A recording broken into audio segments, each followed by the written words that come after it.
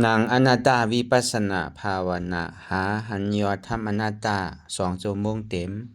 ก่อนนี้นางปฏิบัติกุกรรมในเขาพร้อมกันไว้สาเยตนา3 เจ้าก่อนพุทธังที่พุทธาเจ้านั้นผู้เจมีเฮาคาไว้คาออกสาธุธรรมังที่ธรรมานาตาเจ้านั้นผู้เจมีเฮาคาไว้คาออกสังฆังยาริยาแปดเจ้านั้นผู้เจมีเฮาคาไว้คาออกต่อสืบกาเฮาติเลยดูคันธาเปิงดีพระตราสังขากรอิมาหังอัตตาภาวังพุทธัสสะปาริจาสามิกาติอันธาพาเปิงพี่แยมในดูตันพุทธาเจ้าเฮาออกอิมาหังอัตตาภาวังธรรมัสสะปาริจาสามิกาติอันธาพาเปิงพี่แยมในดูตันธรรมะเจ้าเฮาออก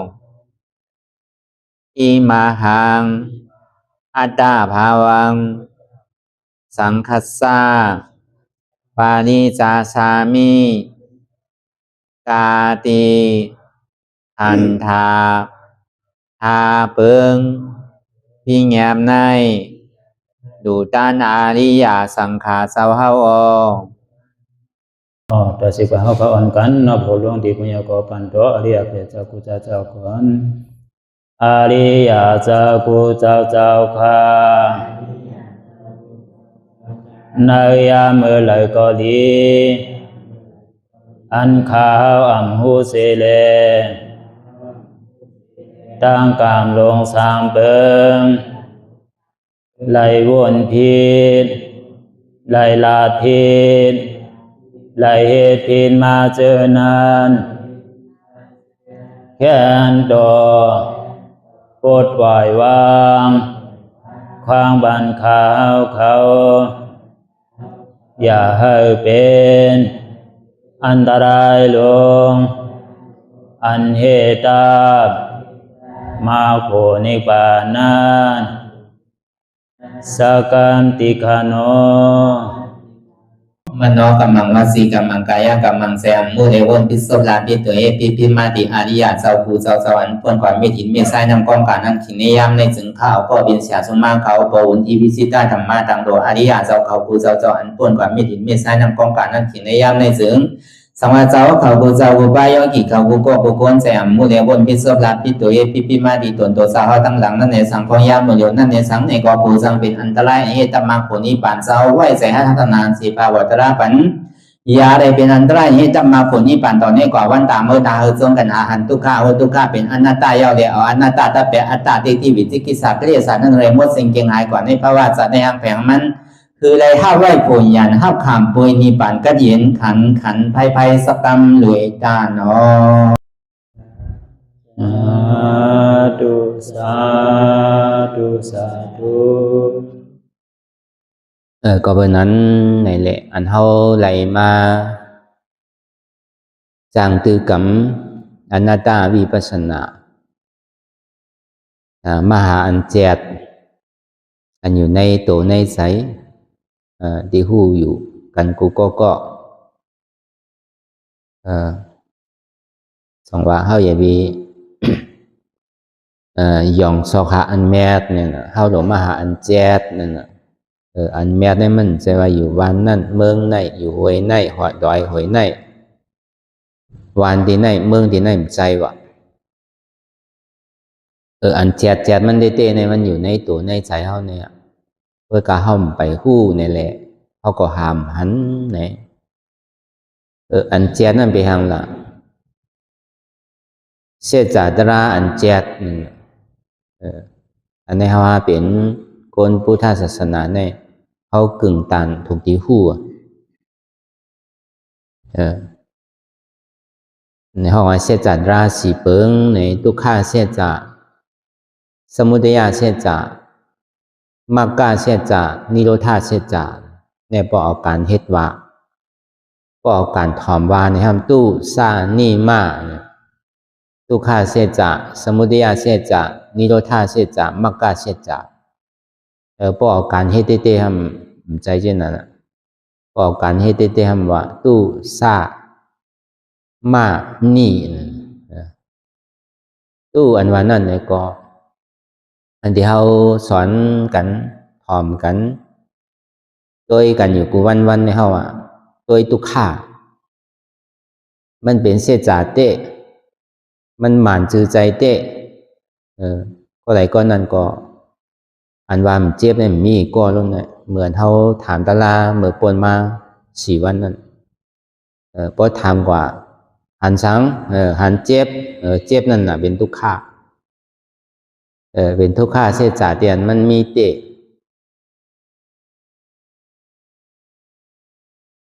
เมื่อกูบอกในเขาทำกูมันนู้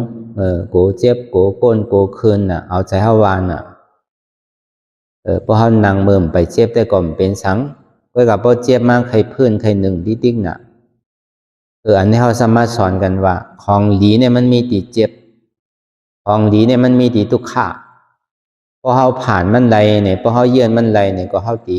สุขะเขาตีกัดเย็นเพราะวันนั้นในฐานเขาตีขามมันไรนั่นเนี่ยก็พอเขาพูดลองมันลาเนี่ยก็เบอร์ว่าพิงทุ่งของเขาเนี่ยมันถึงไปมันอยู่เฉยๆน่ะเขาอยู่หออยู่เฮิรนก็กลางในเศร้ามาเนี่ยต้องแกนไทยเยวไทยภายวักภายเว้าภายนักเนี่ยนะป้อมในภายก็มันทุกขันอ่ะรู้มองปอป้อมตั้นถึงปอออกซ้ำตังก็มีน่ะเขากลมพูดว่ามันเป็นทุกขะก็ในเขามาพูดลองตั้งทุกขะเย้าเนี่ยก็เพราะเขาไหวสายปอกว่าตั้งหอตั้งเฮิรนก็เขาเอาเป็นตะลาอะไรหนังเก่าเขาว่าตื่นกลางในเจ้ามาเนี่ยปอเยียวใครภายเบาภายนักมาเนี่ยก็เหมือนใครภายเนี่ยมันเป็นทุกข้าน่ะเพราะเขาภายกับเย้าเนี่ยก็สากว่าเหมือนกลางค่ำกลางคืนเนี่ยพอเขานอนไว้นอนตักหงาย5 สังนอนสะแกงขาขวาสังนอนสะแกงซ้าย5 สังเนี่ยพอนอนกว่ามันโกนมันคืนมาน่ะโกนคืนนั่นก็เป็นทุกข้าซ้ำดีเลยปลายแบบนั้นวิดกว่าตั้งซ้ายนอนกับกล้ามเนื้อเป็นทุกข้าทางซ้ำวิดมาทางขวาบางปอกตึงขึ้นนั่นผมกับเพื่อนกว่าเพื่อนมานั่นน่ะอันนี้ก็เปิดเขากลมหูแต่ในพอมาการตลาดเอาลองอันที่เขานอนก็ยังเอาเป็นตลาดอะไรหนังเก่าขันธาเนี่ยก็อันบากองนักหลงกองตุกข้าหลงในปีนั้นในเนาะเนี่ยกลางขึ้นมาเนี่ยพอนอนตากหงายไว้มันโกนขึ้นมามันอยู่หยาบนะเอากระกาเลยพื้นทรายบันพอพื้นทรายบันในอยู่มาเนี่ยก็ซ้ำโกนขึ้นมากระกาเดี๋ยวได้พื้นทรายพื้นกว่าปันมันติ๊กๆนะอันนี้กองขันธาหลงตุกข้าในเบียนในเนาะเนี่ยในก็เขาเอาเหตุการณ์ตลาดคนไรถึงขิงขาข้าวยำภายนักภายเบาภายก็เป็นตุกข้าพอภายก็ต้องเตะสากำหนึ่งการบนอนก็กำหนึ่งของพอเคยภายทั้งเอาในก็เป็นตุกข้าวติ๊กๆนะในก็อุปเปิงไรรู้ในกินตั้งเหนือก็ลงตั้งไตกินน้ำก็ลงน้ำอ้อมกินล่าก็ซ้ำมีแห้งในก็เขามัดหมายเป็นตะลาหนังเก่าถึงที่กลางในเจ้ามาในต้องไม่ขยักเข้าต้องไม่ขยักเข้าก็เป็นทุกข้าหนังเก่าอันนี้ก็เขาเอาเป็นการตะลาอะไรเขานั่งอยู่ในสังนั่งหึงน่ะก็ทุกข้าไปกว่าไปมาเนี่ยก็ซ้ำก้นก็ทุกข้าหนังเก่าผมก็จู้กับกุ้ยเนี่ยก็ซ้ำทุกข้าหนังเก่าอันเท่าไรมาพึกจ้างดื้อกรรมนั่นสั่งว่าเขาพอก่ออยู่ที่หอที่เฮิรนเขาเนี่ยก็เขาก็เอาจ้างตื้อกรรมไรเขาอยู่ที่วัดในเมืองอันเขานางตะลาเนี่ยก็กลางขึ้นมาเขาก็เอาเป็นการตะลาอะไรหนังเก่า จังว่าอันมันแจดหรืออันเจ็บแก้นต้องตอดเนี่ยชัดเนี่ยมันก็มีอันไรแทงเอากูก้อนให้หันกันกูก้อนอ่ะเพราะมันนั่งรับตาเอาก็มันหันใดดีๆหันใดแจงเลี้ยงเนี่ยมือกูปอกเนี่ยพอมันหาก้นหาคืนมาเนี่ยเขาปอพื้นปอข่ายปอใหญ่แบบมันเอาลูกห้ำหันเต้ๆนั่นน่ะจังหวะเขามาเพื่อการอนัตตาวันนั้นคือมันเป็นอนัตตาวันนั้นก็เปิดสังเลยเขาซ้ำติเลยมาเพื่ออนัตตาวันนั้นก็เปิดตั้งหลังป้นมาเนี่ยมันเป็นอัตตาที่จริงน่ะขาก้นขาขึ้นแอวก้นแอวขึ้นต้องเจ็บต้องขึ้นโหเจ็บโหขึ้นมันเป็นอันขึ้นอันเจ็บอยู่ดีๆลูกเฮ็ดจืดก็ไล่กินก็ไล่หมิบก็ไล่โนดก็ไล่มันก็หายก็ในเฮาซ้ำติ่มจอมใจเอาเนี่ยมือป่นมาในเฮาจอมใจมันน่ะก็ในเฮาซ้ำมาพึกจอมใจมันตัวหมอก1 นาทีรู้จอมใจมันตัวหมอก2 นาทีรู้จ่องมันดีเยื่อนไรอยู่5เนี่ยซ้ำเยื่อนไรหนังเก่านำตอนพรดีมันเนี่ยพอเยื่อเฮ็ดไรเฮ็ดเต้ก็ซ้ำไรเต้อยู่เยื่อนไรเต้ก็ซ้ำผ่านเต้อยู่พอขามเต้เนี่ยก็ซ้ำป่นเต้อยู่หนังเก่ารู้ในเช็ดจัดตารางวันนั้นพอเปิดพอเขาที่เอาหูเนื้อถ่อมเลยห้อมตัวทบเนี่ยมันโปเจมนั่นน่ะเปิดมาหมักพริกเนี่ยมันเพศเนี่ยหมักพริกหมักเมียวซ้ำเพศหนังเก่าเพราะห้อมจิ้มตัวมันจะว่าหมักพริกตั้งเสียงเนี่ยมันเพศมันหมดก็ห้ามใจหนังเก่าอ่ะหมักพริกกันว่านั่นเพราะว่าเมียวเพศเนี่ยมันดึงเพศว่ามันเรียกว่าใหญ่ว่าเพราะว่ามันเพศเนี่ยมันกึ่งตาในห้องหมักพริกว่ะเพราะเป็นหมักพริกเนี่ยก็มันหลบเพศนั่นน่ะ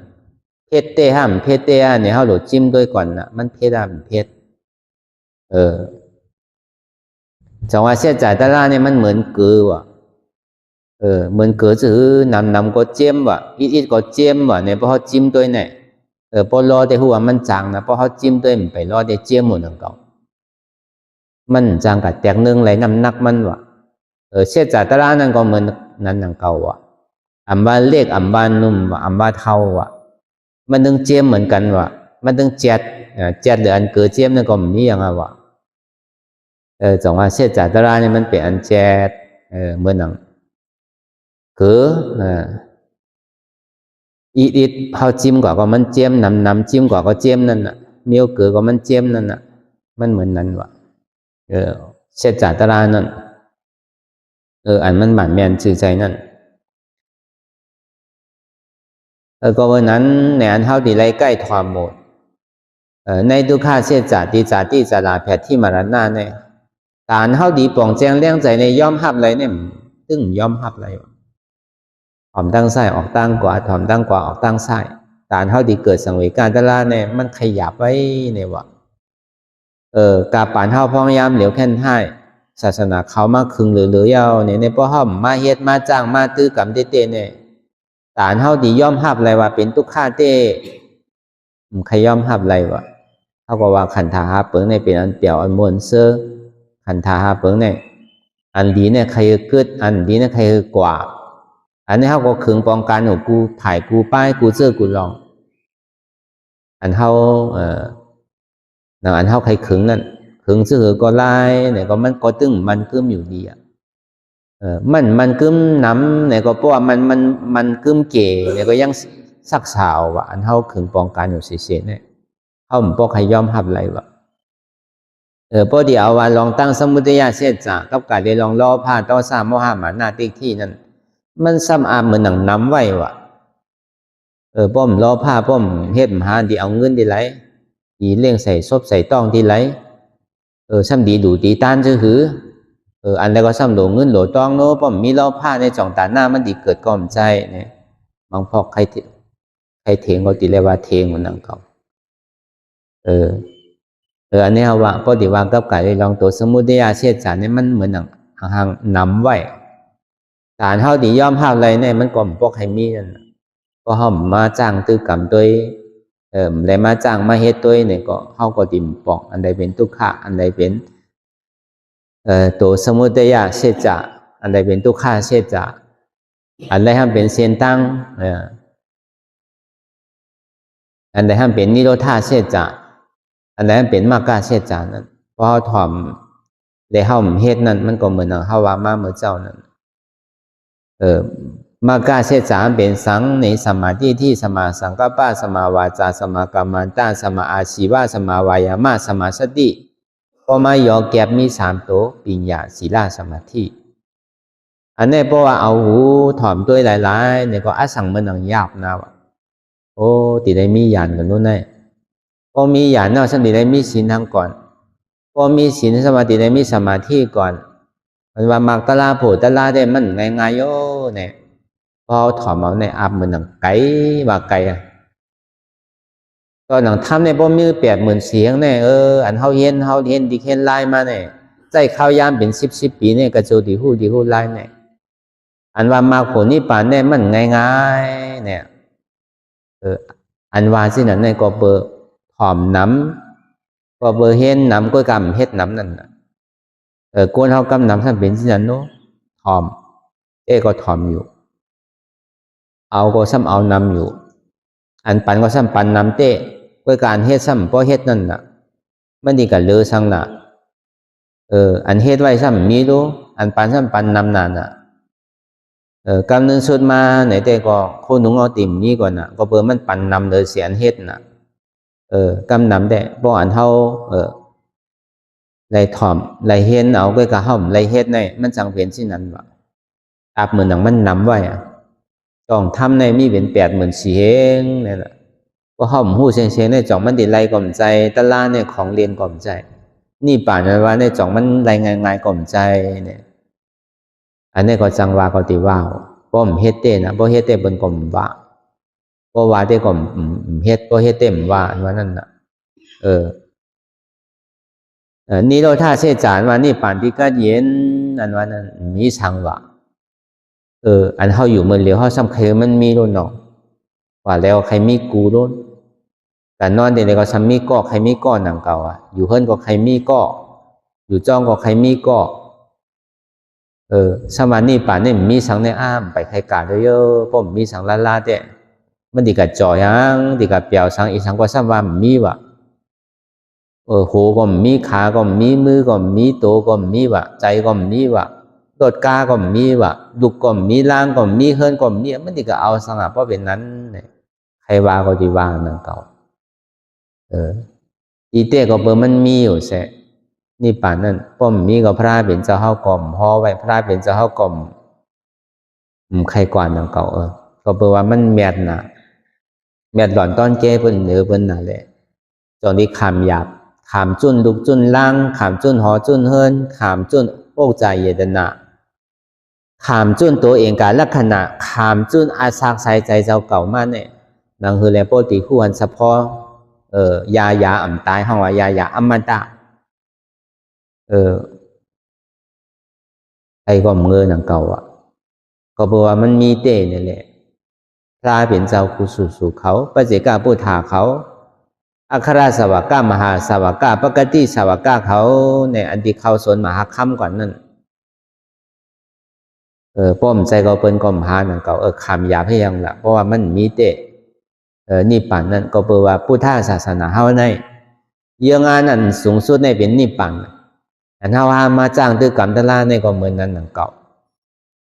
อย่าไปเยื่องานเต็มอย่าไปถางเรียกเจ้าเก่าเขาเกิดเป็นก้นบนก็เป็นก้นนะเขาก็เป็นก้นพระเป็นเจ้าก็เป็นก้นด้วยหนังเก่าแต่พระเป็นเจ้าเกิดเมืองผีได้เป็นพระอยู่ในเมืองผีใจลูกแต่มาเกิดในเมืองก้นเสียงจะที่เป็นพระอะไรแต่ที่เป็นพระเจกาพุทธานั่นในก็ป้อมมาเกิดเมืองก้นก็เป็นไรหนังเก่าแต่ปีเป็นอัครสาวกาแต่ที่เป็นมหาสาวกาแต่ที่เป็นปกติสาวกาแต่ที่เป็นยาหันตานั่นเนี่ยก็ป้อมมาเมืองก้นเนี่ยก็ห้ามเป็นหนังเก่าก็เบอร์นั้นเท่าเกิดเป็นก้นเนี่ยอย่าไปทางเล็กเข้าโดดทางใหญ่ตัวเข้าหนังเก่าเปิ้นเฮ็ดอะไรก็เก่าเฮ็ดอะไรเปิ้นจ้างอะไรก็เก่าจ้างอะไรเปิ้นก็มีมือ2 ขอนเขาก็มีมือ2 ขอนเปิ้นก็มีขา2 ขอนเขาก็มีขา2 ขอนหนังเก่าเปิ้นก็มีหูมีขามีมือเหมือนเก่าเปิ้นก็ยังเฮ็ดอะไรอยู่เขาก็โดดเฮ็ดอะไรโดดไว้ใจที่ไหนวะอย่าไปไว้ใจต่ำอย่าไปไว้ว่าได้เอาจัดได้แต่ตั้งดีเขาก็อะไรเฮ็ดไว้เอาดู เปลี่ยวมวนเซ่อก่อนอ่ะนี่ป่านในวายมากกว่าเอาอ่ะเนี่ยอย่าวิกาว่าล่าวันนั้นเขาสำคัญมีอธิษฐานใหม่วะเพราะเขายามเฮ็ดสังก็เขาอย่าไปอธิษฐานว่าเกิดมาพระวาจาไหลคือได้เป็นก้นดีพีแมทอันนั้นในพุทธคำพระเป็นสวรรค์นั่นเพราะว่าสุดต้องมุมมองยังใครเกิดอยู่แต่เมื่อกูอ่ะใจว่าแมทวะมันยังใครเกิดอยู่ลูกยังงานพุทธพระเป็นสวรรค์นั่นสอนปุณตาตีอย่าไปเกิดทั้งนั้นน่ะอันเท่าสำใครมุมมองใครเกิดอยู่เนี่ยบอกว่าห้อมกึ่งตามเป็นก้นพุทธาวะห้อมกึ่งตามเป็นดุหักพระวะก็เบอร์นั้นน่ะที่เกศสุดมันในก็เข้าโดเปลี่ยนลองตั้งคัดใจเข้าเปลี่ยนลองตั้งอธิษฐานใหม่วะคือเลยป้วนทุกข้าเลยถึงสุขข้าวะคือเลยถึงนี่ป่านที่กัดเย็นวะมุงมองสุดต้องใครเป็นคนดีพีเมียสังอ่ะด้วยการลองตั้งอันเขาสุดต้องนั่นในได้ก็ย้อนเอาลายมันไล่หนังเก่าที่ได้เฮ็ดเอาเมื่อนั้นเขาเฮ็ดอยู่พ้องยามเดี๋ยวเนี่ยเปลี่ยนหือมากก็เย่าหยาทุกข้าเนี่ยมันใครมั่นนำเกินมาเสียงก็แค่นดีเกาติ่มหย่อนย่านลองตั้งคัดใจเกาตึ้งติ่มเอ็นอันซูเมอร์ลาเป็นหือก็เย่ามันดีไม่มอกกระหือมาโดยเสียงรู้เนี่ยไหวใจฮัดจีเน่แหละวางแหวนหน้าตาที่ตีในเด็กก็มันดีกับคำอะไรวะมันนึงก๋วยกำไหนกำนั่นกำเดียววะอันมันขามอะไรนั่นในห้าวทำกูนั่นน่ะอโลเจ็บเนี่ยมอหายฮิปอกลูกค้าในตัวกับแห้งขึ้นมันดีหายเตี้ยวเนี่ยเหตุกว่าให้มาในลองตั้งหันพี่ในมันดีหันปอมาดิติกันน่ะลูกค้าในมันมาดิติในสองมันดีหายเตี้ยเจ็บในมาดิติในสองมันดีหายเตี้ยนี่ป่านว่าเนี่ยเป็นเหรียญเท่ากันเยอะเพราะเป็นแต่ได้แต่เลยก็ตั้งกับอยู่เมืองผีเนี่ยแค่เยอะนี่ป่านเนี่ยเอาไว้ทาก่อนนะนะอย่าไปหย่อนย่านว่ะลองตั้งคัดใจเมื่อนั้นนะอย่าไปหย่อนย่านลองตั้งคัดใจเขาเปินก็เฮ็ดไรเขาก็เฮ็ดไรเปินจ้างอะไรก็เขาจ้างไรเปินก็เป็นก้นเหมือนเขากินข้าวเหมือนเขาก็หนังเก่าอันเปินไรตะล่าก่อนนั้นเขาก็ซ้ำกินข้าวเหมือนกันก็หนังเก่ามีสองตีนมีสองมือมีหัวมีขามีมือเหมือนกันก็ดังเก่าเปิ้นก็เปิ้งเขาก็เปิ้งเปิ้นก็มีเจ็บเขาก็มีเจ็บเปิ้นก็มีทุกข์เขาก็มีทุกข์เขาดีกะการเป็นอย่างนั้นเขาโหลปันแห้งโดแห้งใจเขาอันนำเฮ็ดไรเนี่ยมันถึงมีโหลไว้ใจที่ไหนเป็นหือมากกว่าเยาในกลางเกติอันเก่ายังตั้งกว่านิพพานนั่นมันใครมีอันยาอันเก่าจื้อเนี่ยก็กึดก็ดีกว่าติ๊กนาทีเก่าแต่สองก็คือมันเลยสองสามก็คือมันเลยสามสี่ก็คือมันเลยสี่เฮ็ดที่ไหนกว่าติ๊กเนี่ยมันขามไรหนังเก่ามันนึงหอจอดถึงมันต้องถีถึงดีถึงตั้งติ๊กก็หนังเก่าเพราะเฮ็ดที่ไหนกว่าติ๊กเมื่อหลวงเอาปึ้งมันแต่โกนหอมันได้ก็เมื่อพยายามเฮ็ดก็เหลือใจเหมือนแต่เขาในหนังเก่าเขาพยายามหุยป้องน่ะกูบอกเลยเขานั่งยามนั่ง1 ชั่วโมงที่ไหนเก้นเนี่ยอะไรเป็นสมาธิก็หู้อะไรเป็นวิปัสสนาก็มาหู้หู้สังนั่งกว่ามันเจ็บมันกวนมันขึ้นมันเมื่อยมากกว่าใจเก่าที่กันน่ะคนก็แห้งขึ้นที่1 ชั่วโมงได้ก็ใคร1 ชั่วโมงได้ก็ต้องแต่ขำได้อยู่ว่าไปกว่า1 ชั่วโมงไป1 ชั่วโมงครึ่ง2 ชั่วโมงมากใครตายนั่นก็มันเหลือใจนะก็กับพอเฮ็ดกว่าที่ก็ก้อยการมันจังยาจังเก้าในอัตตาทั้งนอกว่ะทำคุกใส่อะไรเฮิรนคุกใส่อะไรทางในอันนี้อย่าพี่มันมีลาว่ะอันโกนหอมันในก็ยามโตทบมานั่นน่ะพอเหตุการณ์ตลาในสังตั้งแต่เมื่ออันเท่ายามก็เอาชิ้นเมื่อถึงเป็นโกนเฮิรนเป็นปอข่าวนั่นเท่ายามเอาชิ้นในกล่อมคุกใส่ไรสังลองเฮิรนในเอาว่างไว้กำหนึ่งก่อนใครตายปล่อยมันตายไว้ใจที่ไหนตอนเท่ายามก็เอาชิ้นแปดที่ทำนั่นที่ทำผาเฮิรนนั่นแล้วก็อธิษฐานเช่นนั้นในเขาตั้ง3 ปีก็นอนว่ามันนอนมือวัน14 15ถึง1 ค่ำอย่างนี้ปอกมาบางปอกก็นอน7 ค่ำ 8 ค่ำเขาว่าวันศีลอ่อนศีลหลวงในข่าวตั้งในตึงยอมจุ่นกันเดียว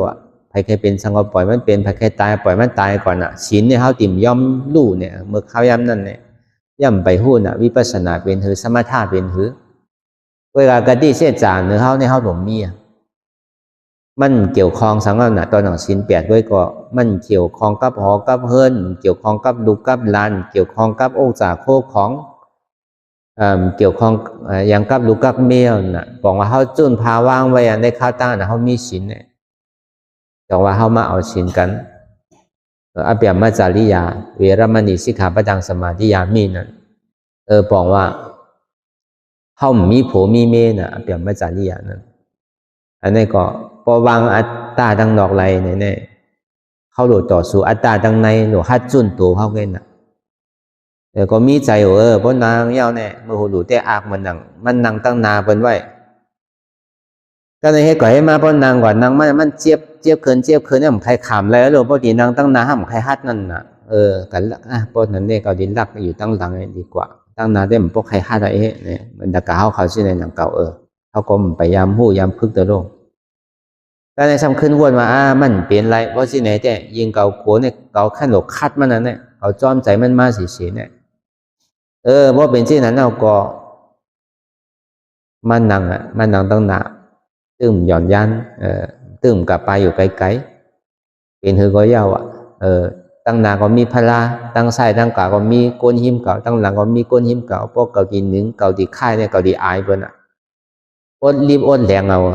ก็การมันหลีซื่อเนี่ยก็เบอร์อัตตาตั้งนอกเนี่ยมันวางแล้วน่ะมันกับวัวเนี่ยว่ะมันกับคุกแต่ไรไพ่เดี๋ยวเสียเดี๋ยวตัวใจเจ้าเก่าแค่ก็ในอยู่มันแห้งขึ้นใหญ่ขึ้นก็เบอร์ว่าอนุรมายานั่นใจอันหนึ่งอันเหลียวเนี่ยมันเกิดขึ้นมาตึงใจเนี่ยเอาตั้งแต่จี้โหต่อไปตีในเมืองหนังพวกนั้นนำทองลงกว่าเสียงไว้ห้องเวทนาอันหลงเนี่ยมันรู้แบบมันใจรู้อิรู้อดดังเก่าเตียนตัวคนฮอมันยามในทบมานั่นน่ะ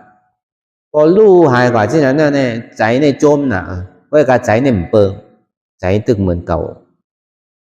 ก้อยกาเวทนามันเจ็บมันกดมันขึ้นมาในหลีอ้ามน่ะมันก็เยินเตก็ช้ำหายเตเนาะเปหลีอ้ามน่ะใจสถานคอสังกัมสอนของพุทธะคำราเป็นเจ้าสถานเสียชุมาในบอกเกิดขึ้นมากคำเดียวใครเฮ็ดติตลากำเนี่ยพอมันหายกว่าอันแต่ที่หมออุบหมอโอหมอลาที่ไหนแต่ทางสีอิดเหมือนเมื่อกูบอกอันเป็นว่าอันเป็นเจ้าสางเจ้าจ้างใหม่นั่นน่ะเพราะว่าตะกาเป็นไม่ย้อนสินเนี่ยตอนหนังดีปันหน้าโมดาซ่าเนี่ยย่ำปันสุดแลนว่านั่นน่ะก็เบอร์ไอตะกานั่นเมื่อเป็นเจ้าสางเจ้าจ้างใหม่ๆนั่นกำนำในเป็นที่นั่นวะอันในกลางแกนเป็นมันนางตะลาในเฮาซ้ำดีใครบอกในตัวทบอันเท่าไรทบมันนั่นเมียกมันมีดีไรโดดเต้าหาก่อนเพราะตะลาชุดเดียวก็ใครลาดในเปิ้นนั่นมีดองดังฮัดมากำเดียวอันยามฮัดอุกก็สมออุกมากฮัดลาดก็ฮัดซ้ำจังฮัดลาดมากอันตัวทบตีวนฮอมันเลยทบตัวเตะมาบอกใครเนนั่นน่ะเนาะพอเฮ็ดที่ไหนก็มันรู้กว่ามั่วๆได้มันมีสังก็ไหนใจในเปลี่ยวมวนๆก็กะเฮาหลุดเลยฮู้เหมือนมันรู้ว่านั่นในใจมันเปิงเพราะมันเปิงมันไปใจเตอมันถึงเป็นเวทนามันถึงเป็นยุคเหตุการณ์ไงนั่นเก่ามันเป็นเวทนารู้เว้ยกำนำก้นนี่มันพอรู้ในใจมันติดนำใจติดหอติดเทินใจติดดุกติดล่างใจติดโอ้จากโคของอัตตาตั้งดอกมันเก่าเพราะว่ามันมีอัตตาตั้งดอกเก่ายาวเนี่ยมันโดดต่อสู่อัตตาทั้งในตัวเดียวไงเพราะมันฮัดเดียวกว่ามันก็รู้มันใจว่ารู้หลายๆตะล่ามใจเพราะว่าหันสภาวะเป็นดูเนี่ยสมาธิที่ในจะที่เกิดน่ะในพุทธวาจาที่พุทธคำราเป็นเจ้าห่อไว้ก็มีเนาะเพราะหันเป็นดูในสมาธิที่ลองตั้งหันในจะที่เกิดว่ะเพราะหันสภาวะเป็นดูนั่นก็เบอร์เจ็บเวทนาถึงอกถึงใจมาในยากต่อถึงมันพอรู้ในสมีหลายรู้กว่านะรู้อิดรู้อดยังข้างเนี่ยไปรู้เตะว่ะเพราะว่ารู้กว่าเสียงเนี่ยเหลือสีอิดเนี่ยนั่นปองว่าเวทนาลงให้รู้เตะว่ะเพราะเขาคัดเนี่ยก็มันดีจางเข้ามาตะลาผูตะลากันเดียวว่ะ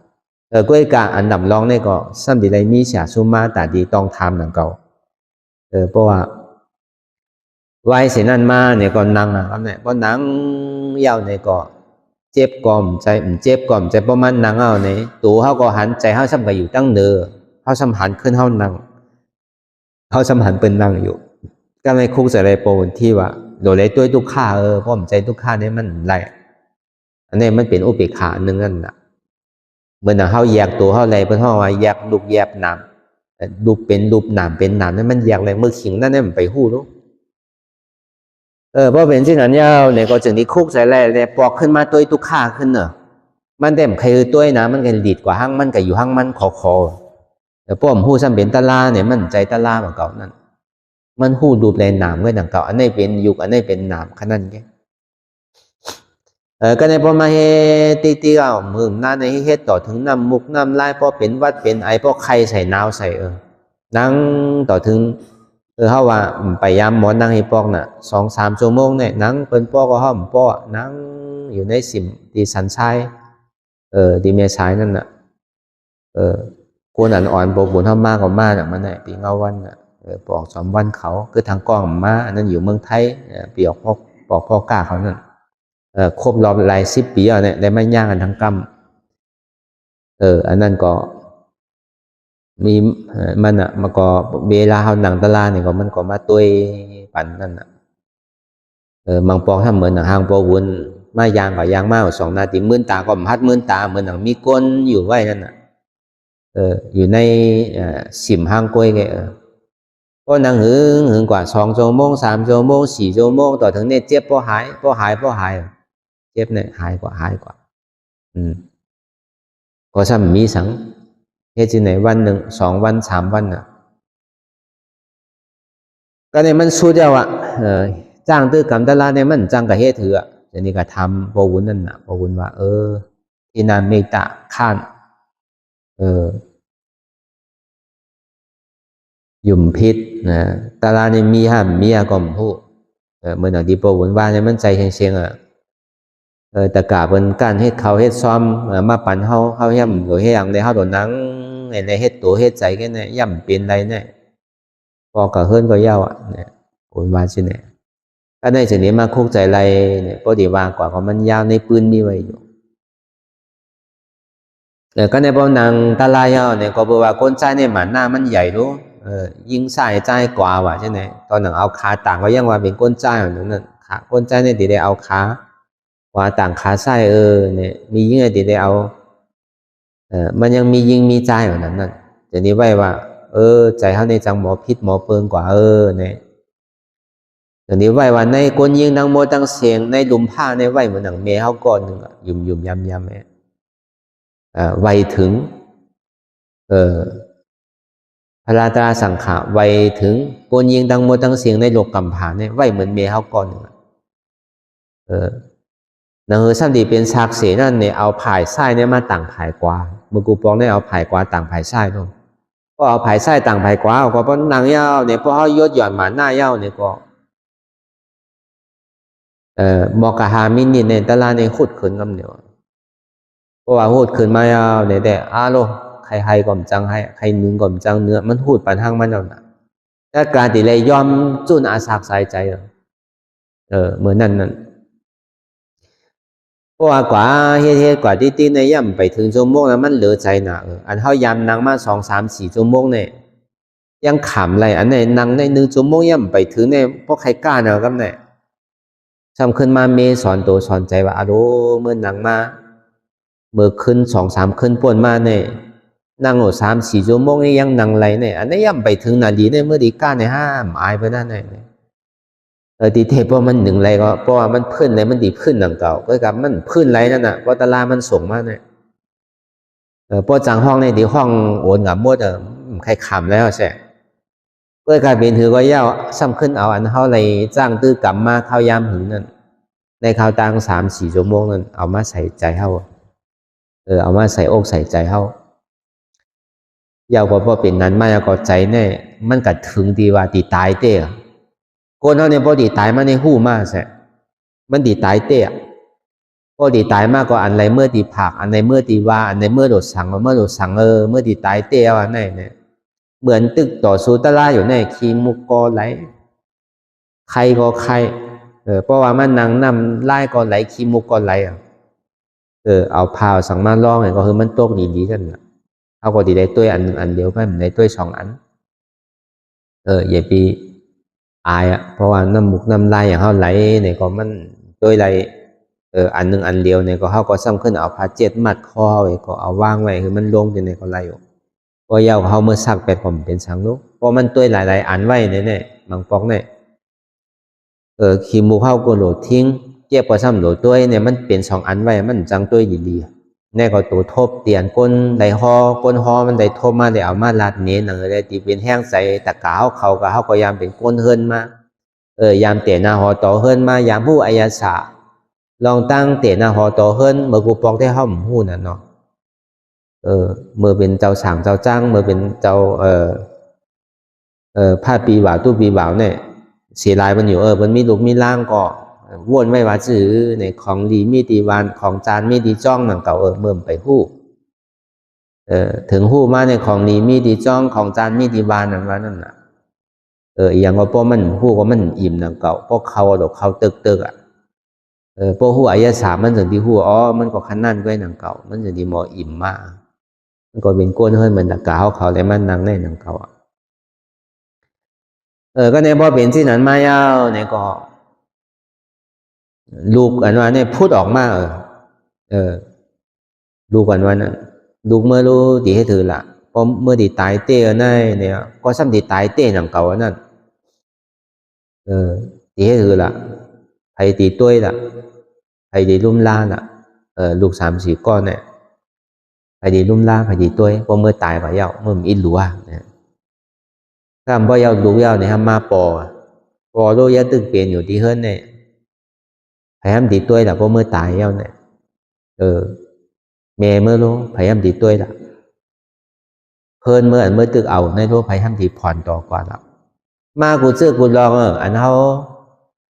เฮ็ดไว้นั่นอันอยู่จำยิ้มห้อมอันอยู่จำใจเขานั่นอันเขาหักหนาเดือเปิ้นในมาหมด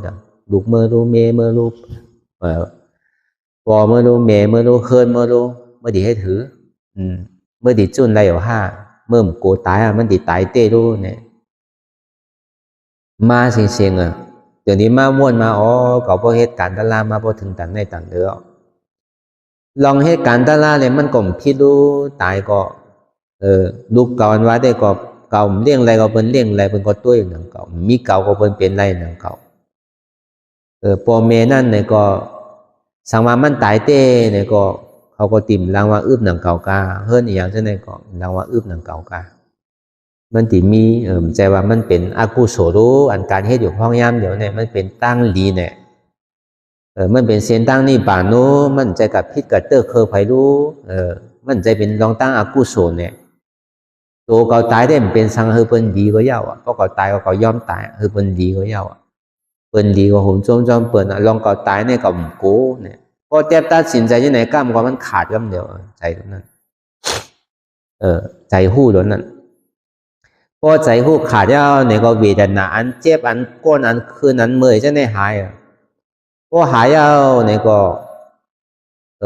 ใจเดียมันอยู่ในตัวเขาในขาดไปเหมือนหนังก้นตายนั่นแหละตายไปพอตายแล้วก็ซ้ำขึ้นตื่นมาใหม่ขึ้นหนึ่ง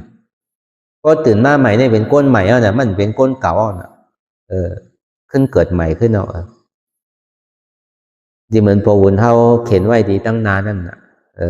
อนัตตาสุดยอดทำก่อไรใครก่อหายตายก่อหลอดยอดก่อสุดคุดหักโหกูมีเขียม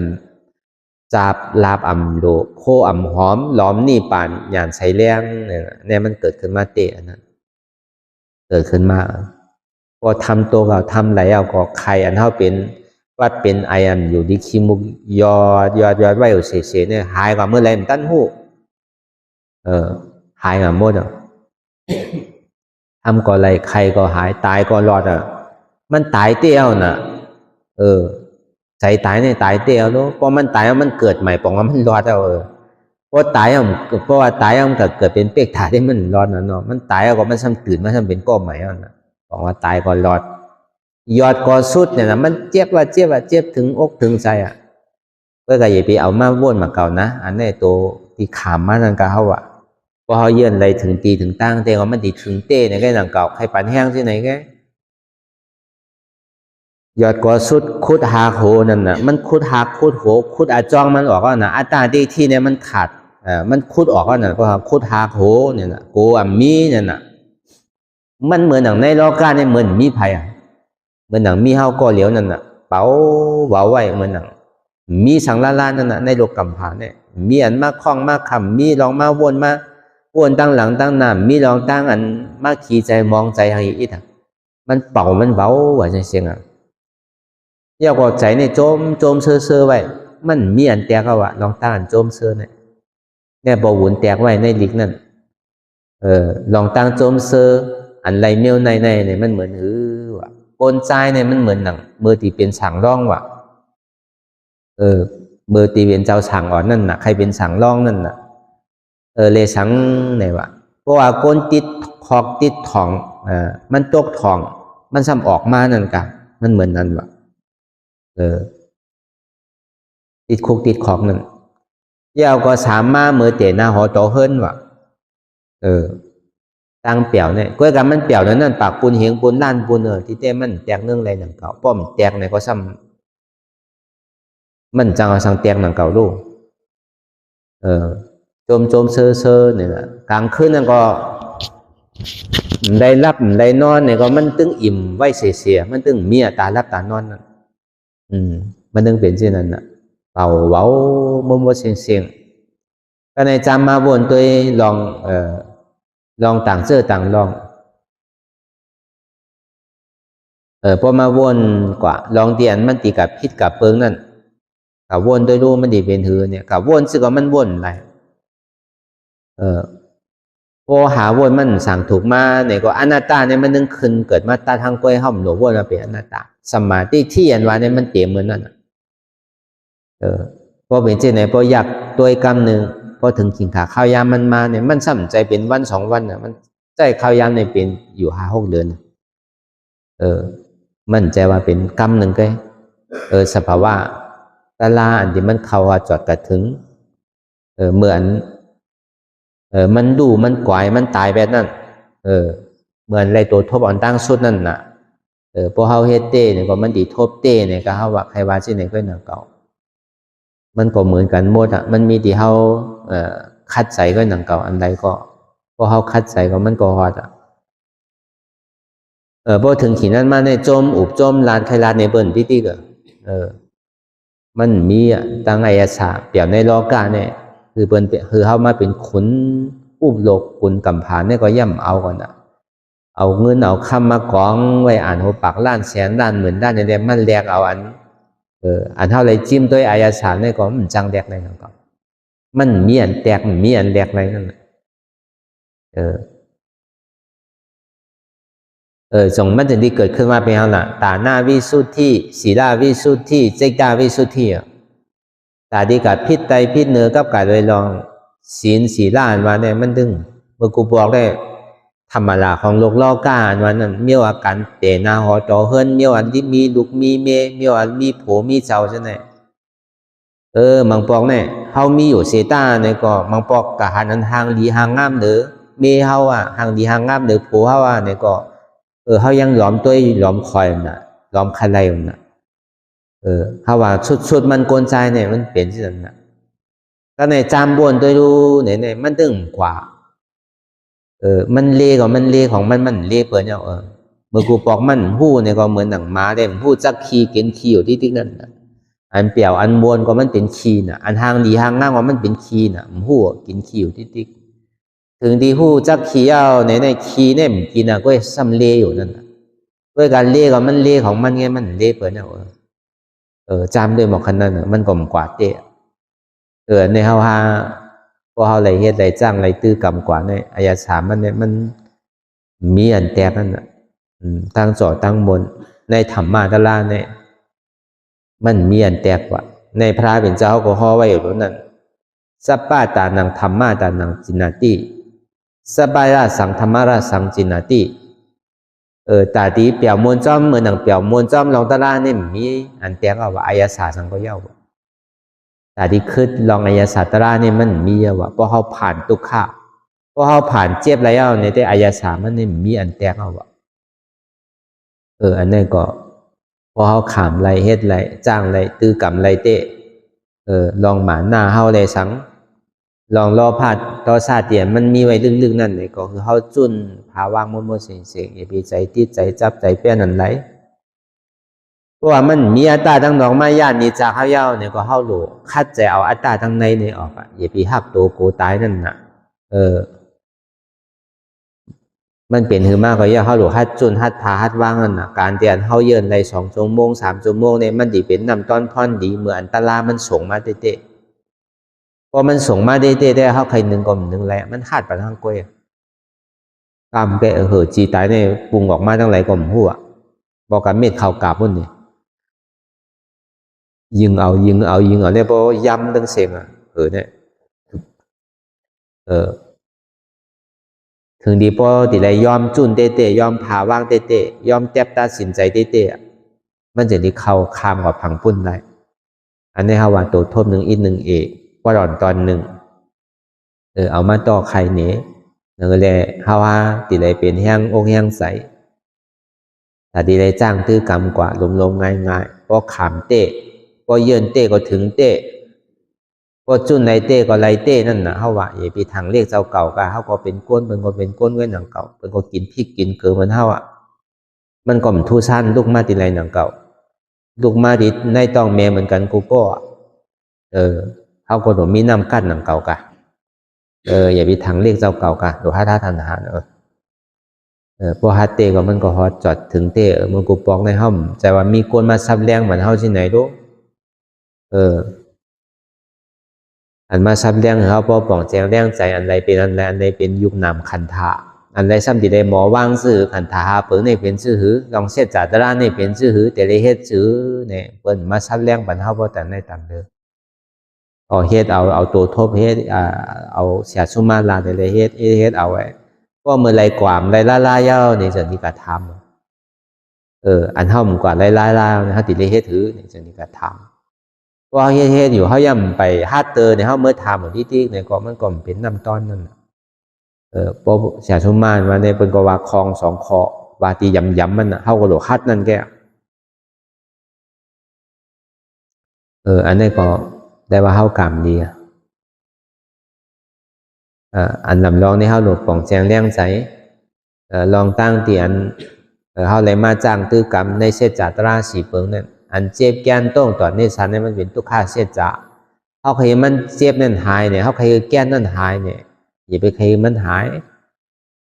ป้อมใจมันดีมีน้ำมันกว่าป้อมใจด้วยเพราะเจ็บมันมีเอากอกามันกว่าอะไรนั่งเก่าน้ำมันมีกอกาป้อมจังเหยียบกว่ามันใจดีเป็นเหตุทางเอาอจ้องมันนั่นเหตุทางเอาอจ้องมันนั่นอันเท่ามีลองตั้งหยุ่มพิดไว้ว่าเป็นโหเกาเจ็บเป็นโหเกาขาเกามือเกาตัวเกาใจเกาเจ็บเกาก็เพื่อเกาหักตัวเกาใจเกาแค่น่ะเพราะเอาตัวเกาใจเกาออกเขาก็เจ็บเนี่ยก็หายเอาเพราะมีเกาก็เพราะเอาเกาตกไปแล้วเนี่ยก็เจ็บเนี่ยก็ขึ้นไปแล้วเพราะว่าเจ็บนั่นขึ้นไปแล้วเนี่ยก็ใจเก่าใจเก่าเตี้ยนเข้าเป็นนั่นเนี่ยก็ตายไปแล้วที่เต้เนี่ยมันหนกเป็นชื่อนั้นก็เนาะอันคู่มันกวายเอาเนี่ยก็เจ็บมันก็กวายนะเพราะท่องว่าใจกวายเอาก็เวทนากวายเพราะเวทนากวายเอาเนี่ยก็ยุคนั่นกวายนะเพราะว่าใจเพราะว่าวิญญาณเวทนายุคนั่นที่เต้มันก็โดดกวายกัน1-3มันก็กลายเป็นหือมากก็เย้าหยาก็เอาเป็นน้ำต้นเอาเป็นคอซ้อนกว่า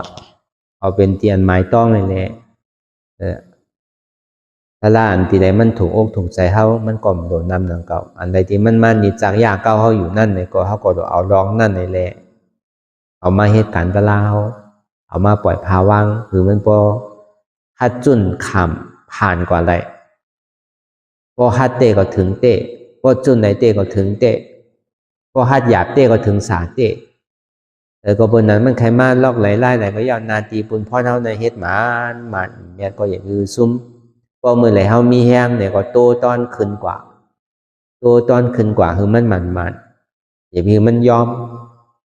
พอเฮ็ดที่ไหนกว่าดีๆเนี่ยพอวันมาเนี่ยพอแห้งเฮาขึ้นทางเนี่ยก็ขึ้นทางอันเฮาขึ้นในอันเฮานั่งไรกว่านั่น มันติเป็นนำตอนเฮาเหมือนเฮาตึกตารางมันติสูงนั่นเหมือนอันโตทบตีอันเจ้าลามาเมื่อเจ้านั่นพอตารางมันส่งมาได้อย่าไปว่า1 ชั่วโมง15 มิตรนิดก็ใครเหลือใจอันเฮาซ้ำยามนางเมา2 ชั่วโมง3 ชั่วโมงในเฮาซ้ำติมากก้าใน15 มิตรนี่ได้มันมีสิเลมันกึ่งต่างสิอิดนั่นน่ะสันติเป็นแห้งใจเตียนเฮา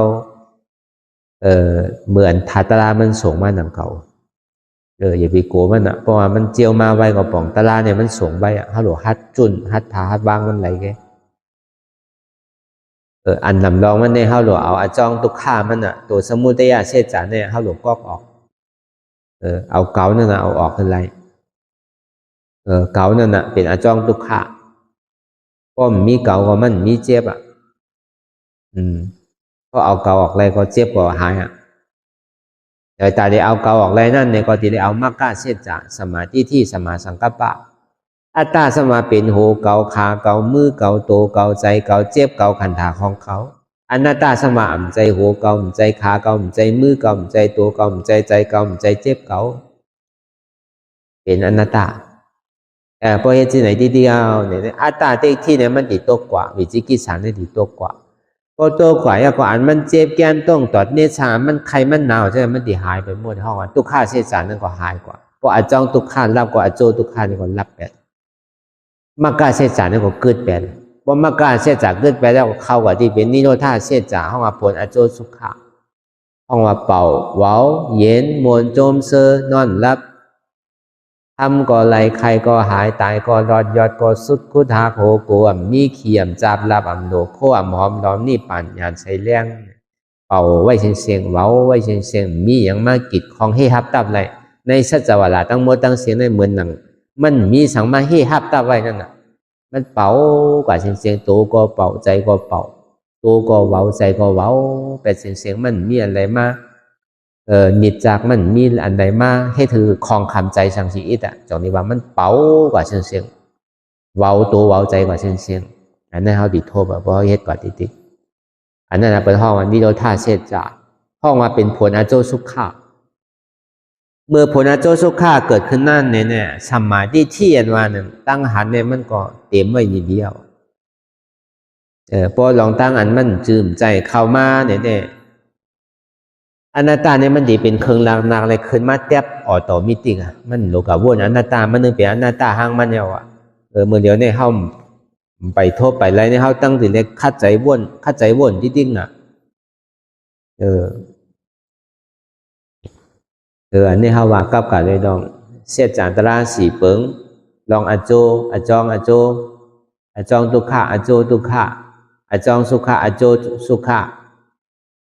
พอมีอาจองตุกข้าก็อาจองสุขาในมีพอมีอาโจตุกข้าก็อาโจสุขาในมีพอมีเกิดก็อันนำเกิดมีพอมีเท่าอันนำเท่าก็มีพอมีเป็นก็อันเป็นในมีพอมีตายอันนำตายในมีพอมีอันนิจาก็นิจาในมีพอมีตุกข้าเนี่ยก็สุขาสันติสุขาในมีพอมีอนัตตาเนี่ยก็อมตะว่าในมีใครว่าใช่ไหมจังหวะเข้ามาหากันอยู่พยายามเดี๋ยวเนี่ยหาหันอนัตตะตั้งเดี๋ยวชีวิตต่อไปติ้นคือมันหันอนัตตะหันที่ว่ามันเป็นอนัตตะหันที่ว่ามันเป็นอนัตตาในปองว่าอ่ำใจตัวเก่าอนัตตาอ่ำใจใจเก่าอนัตตาอ่ำใจเจ็บเก่าอนัตตาหันมันเป็นอนัตตาตัดอัตตาเนี่ยเพราะว่ามันเป็นเก่าปอกเกิดขึ้นมาตัดเอาที่ก็มันใจเก่าในที่ก็อนัตตาอันนั้นปองว่าตัดโหปอมาก็มีโหมือปอมาก็มีมือขาปอมาก็มีขาโตปอมาก็มีโตใจปอมาก็มีใจเจ็บปอมาก็มีเจ็บในห้องตัดก็การว่าท่านภาวนากิจจาทัศนากิจจาปหานากิจจาซาสีกัลนากิจจานะครับที่ได้เอาการสีเปิลเท่าเฮ็ดอยู่เร็วห้องว่ามันเป็นการสีเปิงนางรับตาภาวนามื่นตาค่ายย้ายเปิดตามื่นตามองขิงมองข้าวมองยามนางเจ็บเกิดนางตุกข้าเกิดภาวนากิจจาทัศนากิจจาชาวหาเหตุหางเงาอจองเตียนให้เฮาเกิดเฮาเจ็บเฮาเท่าเฮาเป็นเฮาตายที่ให้เฮามีเจ็บแกนต้งต่อเนชันในอันไรให้เฮาเจ็บแกนต้งต่อเนชันก็ต้องเอาชาวหาเหตุหางเงาอจองมันทัศนากิจจาปหานากิจจาพอฮู้จักเหตุหางเงาอจองมันไรดีอย่างหนึ่งก็ตัด ตัดพอตัดขาดแล้วเนี่ยก็ซาซีกรณากิจจาเป็นผลอโจสุขาห้องอันนิโรธาเสจาเป็นนิพพานอันนำเกิดอำเทาอำเป็นอำตายเพราะมีเกิดมีเทามีเป็นมีตายก็เข้าติ่มได้ห้องได้ให้ทางเข้าติ่มได้ตายทางป้อมใจในเข้าติได้ให้ในห้องนำเลยเสนำมหาสมุทรตละ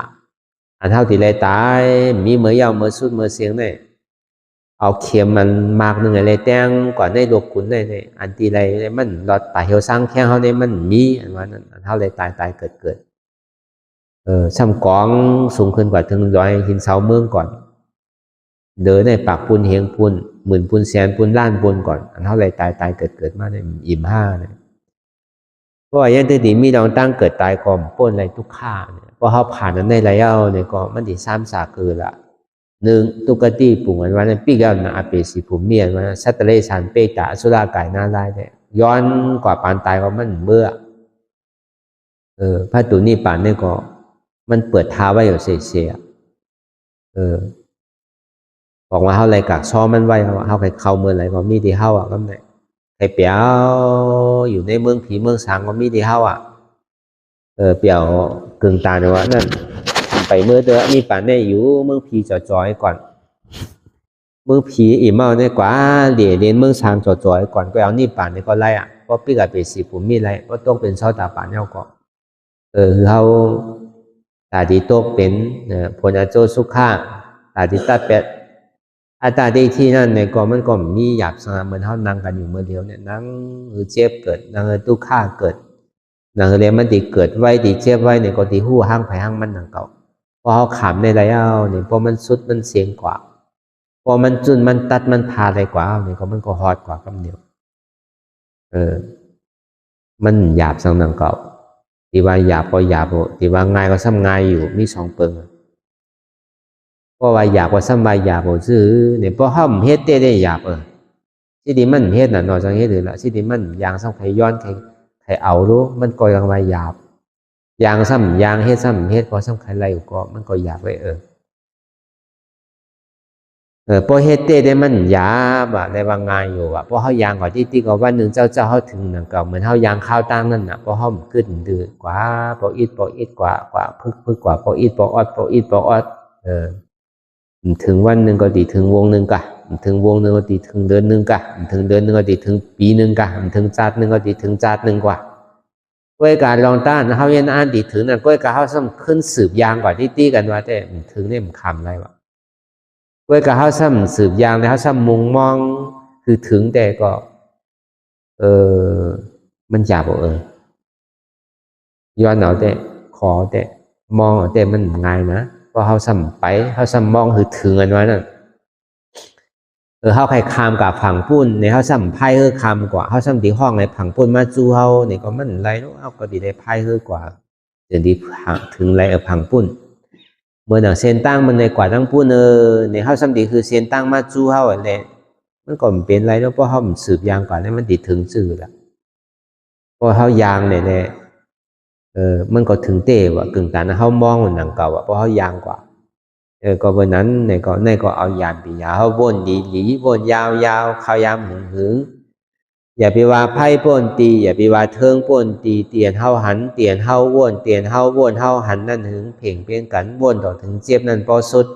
วนต่อถึงตุข่าพอสุดตาต่อถึงอัตตาพอตกพุทธขาดกว่าอันไรที่มันพูดบอกเกิดขึ้นเป็นมานั่นไหนเขาพอหมอวนวางแทบตัดเป็นอนัตตาสัพพอไหลไหน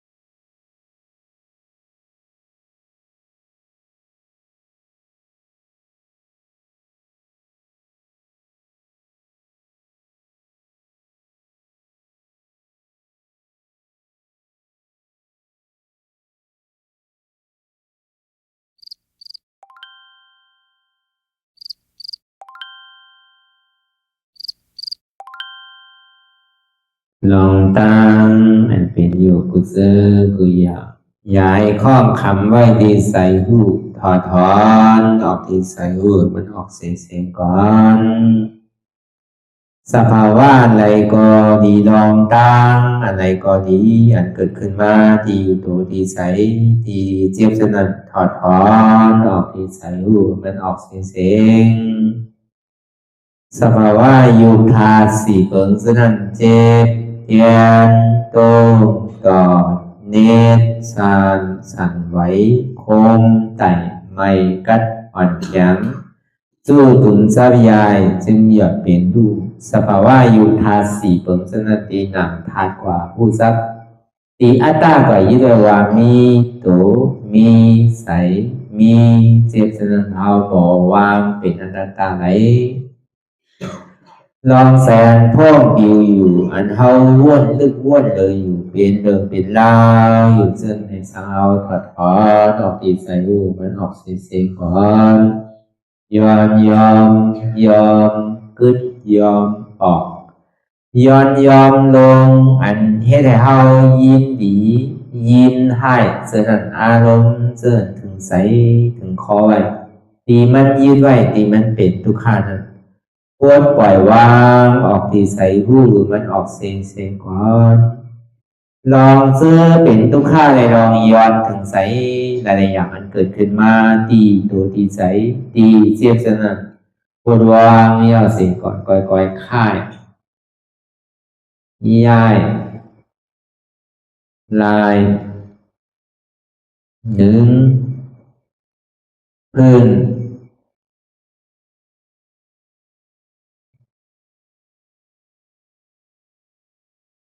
พยายามไหนก่อยเปิดตามืนตา